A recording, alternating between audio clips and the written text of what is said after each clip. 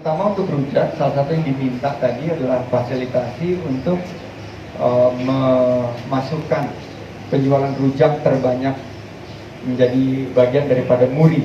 Nah, kami akan menggagas kerjasama dengan MURI karena tadi keluhannya adalah biaya yang mahal. Memang dibutuhkan karena MURI itu kan institusi swasta. Jadi kami akan menandatangani satu kerjasama dengan MURI, di mana nanti tiap-tiap destinasi terutama desa-desa wisata ini kita akan pacu untuk membranding dan mencatat di suatu kegiatan yang bisa menyemangati dan mencatat prestasi.